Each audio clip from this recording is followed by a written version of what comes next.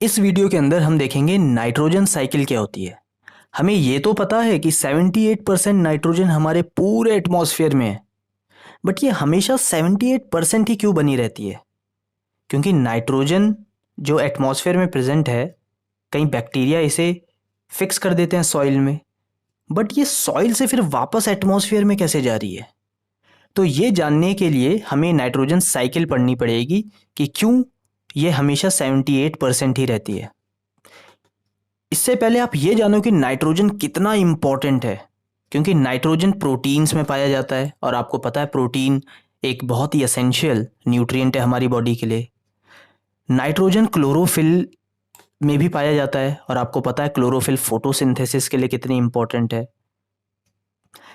और ये नाइट्रोजन हमारे डीएनए में भी पाया जाता है, डीएनए भी हमारा नाइट्रोजन से बना होता है। तो मतलब हमारा जो बेसिक्स जो हमारे सेल्स हैं उसमें भी नाइट्रोजन का बहुत इंपॉर्टेंट रोल प्ले होता है। विटामिन्स भी नाइट्रोजन से बने होते हैं, मतलब विटामिन्स हमारे लिए कितने इंपॉर्टेंट है। अगर हम विटामिन्स ढंग से नहीं खाएंगे तो हमें काफ़ी सारी प्रॉब्लम्स हो जाती हैं। तो नाइट्रोजन, इससे हमें ये तो पता चल गया कि काफ़ी इम्पॉर्टेंट है हमारी ज़िंदगी के लिए, हमारी लाइफ के लिए। तो इसके साइकिल के बारे में पढ़ना तो बनता है। नाइट्रोजन इन एटमॉस्फेयर, जो एटमॉस्फेयर में नाइट्रोजन है वो हम डायरेक्टली नहीं ले सकते, तभी तो प्रॉब्लम है ये मेन। भाई प्लांट्स डायरेक्टली एटमॉस्फेयर से नाइट्रोजन नहीं ले सकते, जैसे वो कार्बन डाइऑक्साइड ले लेते हैं। हम जैसे ऑक्सीजन ले लेते हैं, हम वैसे नाइट्रोजन नहीं ले सकते, because that nitrogen is very complex और हमारी बॉडी कॉम्प्लेक्स चीज़ें नहीं ले सकती। जैसे अ, हम खाना खाते हैं तो हमारी बॉडी उसे डाइजेस्ट करना पड़ता है, उसे तोड़ना पड़ता है, तभी बॉडी उसे एब्जॉर्ब करती है। तो हम सिंपली जो ये एटमॉस्फेयर में प्रेजेंट नाइट्रोजन है इसको डायरेक्टली नहीं ले सकते, ना ही प्लांट्स। तो फिर होता क्या है, तो यहाँ पे कुछ पॉइंट्स देखते हैं। तो how nitrogen from atmosphere to reach plants and animals, कैसे ये प्लांट्स और एनिमल्स तक पहुंचते हैं। पिछली वीडियो में हमने जो देखा था ये पॉइंट उसी के ऊपर है कि कुछ बैक्टीरिया और ब्लू ग्रीन एल्गी होती हैं जो नाइट्रोजन को, एटमॉस्फेयर से नाइट्रोजन को सिंपल नाइट्रोजन के कंपाउंड में बनाकर सॉइल में डाल देती है। इसी को ही हम नाइट्रोजन फिक्सेशन बोलते हैं, कि नाइट्रोजन के कॉम्प्लेक्स कंपाउंड को सिंपल नाइट्रोजन के कंपाउंड में बनाती है और सॉइल में डाल देती है। अब ये सिंपल कंपाउंड प्लांट्स ले लेते हैं सॉइल से, और ये प्लांट इसी नाइट्रोजन के सिंपल कंपाउंड को यूज करती है प्रोटीन बनाने में, या फिर क्लोरोफिल बनाने में, या जो भी कंपाउंड नाइट्रोजन रिलेटेड कंपाउंड है उन्हें बनाने में। और प्लांट को तो नाइट्रोजन मिल गया with the help of these bacteria and blue green algae. हमें कैसे मिलेगा? क्योंकि हम प्लांट्स को खा रहे हैं। एनिमल को ये प्रोटीन नाइट्रोजन कहाँ से मिल रहा है? डायरेक्टली और इनडायरेक्टली प्लांट से मिल रहा है। तो इस तरीके से प्लांट्स और एनिमल में ये नाइट्रोजन का जो कंपाउंड है या नाइट्रोजन आता है।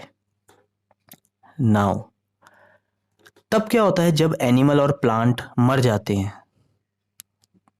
जैसे ही एनिमल और प्लांट डेड डिकेइंग ऑर्गेनिज्म बनते हैं, बैक्टीरिया फंगाई जो सॉइल में होती है वापस से उनकी बॉडी में प्रेजेंट नाइट्रोजनस वेस्ट को सिंपल नाइट्रोजन में कन्वर्ट करती है। हमने सिंपल नाइट्रोजन खाया, हमने सिंपल नाइट्रोजन हमने सिंपल नाइट्रोजन जो लिया, हमारी बॉडी में वो भी एक कॉम्प्लेक्स बन गया, लाइक डीएनए, प्रोटीन सिंथेसिस से मसल्स वगैरह, ये सब जो भी है यहाँ पे यूज हो गया। बट जैसे हम ऐसे बोलना नहीं चाहिए, बट जैसे कोई भी एनिमल या प्लांट मरते हैं तो वही नाइट्रोजनस वेस्ट को सिंपल नाइट्रोजन कंपाउंड में कन्वर्ट कर देती है ये बैक्टीरिया एंड फंगाई। ये वो सेम बैक्टीरिया फंगाई है? नो, ये अलग बैक्टीरिया है। तो वापस से सॉइल के अंदर नाइट्रोजन चले गया। इसीलिए डेड डिकेइंग ऑर्गेनिज्म सॉइल की हेल्थ के लिए अच्छे होते हैं। और ऑर्गेनिक वेस्ट, ये तो आपको पता ही है, पिछले चैप्टर में हमने देखा था कि मैन्योर का काम करते हैं, इसीलिए because it contains lot of nitrogen, simple compound of nitrogen. क्योंकि जब वो डीके होते हैं तो bacteria and fungi complex nitrogen या नाइट्रोजनस वेस्ट को सिंपल नाइट्रोजन में कन्वर्ट करते हैं। पिछली वीडियो में हमने ये भी देखा था कि नाइट्रोजन फिक्स करना सिर्फ बैक्टीरिया और ब्लू ग्रीन एल्गी ही नहीं करते, ये लाइटनिंग भी करती है। लाइटनिंग क्या करती है? लाइटनिंग के हेल्प से एटमॉस्फेयर में जो नाइट्रोजन प्रेजेंट है उसके सिंपल कंपाउंड बनते हैं। कैसे बनते हैं वो आप बड़ी क्लासेस में देखोगे। अभी आप ये समझो कि लाइटनिंग एक नाइट्रोजन को ऐसे केमिकल रिएक्शन में डाल देती है because of its high temperature कि वो सिंपल कंपाउंड बनाता है, और वो सिंपल कंपाउंड वापस गिरकर ज़मीन पे गिरकर वापस सॉइल में चले जाता है। तो ये पॉइंट मैंने पिछली वीडियो में भी डिस्कस किया था। कुछ बैक्टीरिया ऐसे भी होते हैं जो सॉइल में प्रेजेंट नाइट्रोजनस कंपाउंड, जो सिंपल नाइट्रोजन कंपाउंड है, उसको वापस से नाइट्रोजन गैस में कन्वर्ट करते हैं। तो ये साइकिल आपने देखी, कुछ बैक्टीरिया नाइट्रोजन गैस को सिंपल नाइट्रोजन के कंपाउंड में कन्वर्ट कर रहे थे, और कुछ बैक्टीरिया नाइट्रोजनस कंपाउंड को वापस नाइट्रोजन गैस में कन्वर्ट कर रहे हैं। तो ये सारे पॉइंट्स पहले तो आप समझ लो। अगर आप ये समझ गए हो तो अब आसान काम ये है इस डायग्राम को समझना। तो इस नाइट्रोजन साइकिल को समझते हैं अब, जो कि अब आप काफ़ी अच्छे से समझ लोगे अगर आपको ऊपर के पॉइंट समझ में आ गए हैं तो। सबसे पहले एटमॉस्फेयर में नाइट्रोजन प्रेजेंट है। नाइट्रोजन फिक्सिंग बैक्टीरिया उस कॉम्प्लेक्स नाइट्रोजन को सिंपल नाइट्रोजन में कन्वर्ट कर देंगे। यही बैक्टीरिया फिर क्या करेंगे, ये सिंपल नाइट्रोजन को सॉइल में फिक्स कर देंगे। तो सॉइल में अब सिंपल नाइट्रोजन के कंपाउंड आ गए हैं।